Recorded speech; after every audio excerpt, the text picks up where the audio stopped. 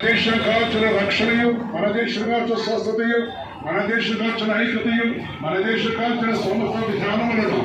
దేవుని యొక్క పరిశుద్ధ వాక్కులో సెలవిస్తుండగా నీ దేశంలో శాంతిని కలగజేస్తున్న దేవుడు కనుక ఆ శాంతికరమైన ఈ యొక్క సమయమందు ఈ సమాధానంగా సువర్తమానం మీ వచ్చకు వస్తుండగా ఈ విషయాన్ని ప్రతి వారు కూడా గ్రహించి శాంతికరమైన దేవుడైన ప్రబలించులతో రాజ్యములకు వారసుల కొరకై మన దేశాన్ని కూడా కాల్చిన ఆశీర్వాద దీవుని కనుక కొరకై ఈ సమయము మీ మధ్యకు వస్తున్న దేవుని యొక్క పరిశుద్ధుల వర్తమానము దేవుని యొక్క వాక్కును ప్రతి వారు కూడా గ్రహించి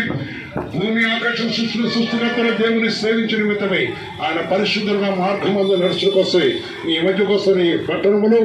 దేవుడు కాపాడి రక్షించేవాడు నేనే మార్గము సత్యము జీవము అని తెలిపించిన దేవుడు కనుక తన ద్వారానే ప్రతి వారికి రక్షణ కలుగుతుంది కనుక ఆ రక్షణ స్వార్థను వినుతున్న మీరు ఆయన తోటి తిరిగినప్పుడు ఆయన సమాధానం కలుగజేసేవాడు అటు కృప దేవుడు మీకు కలగజేయను గాక.